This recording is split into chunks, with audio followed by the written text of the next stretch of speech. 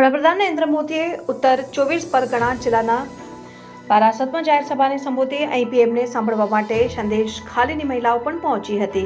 વડાપ્રધાને મમતા સરકાર પર જોરદાર પ્રહાર કરતા કહ્યું કે મમતા સરકારમાં મહિલાઓ અસુરક્ષિત છે।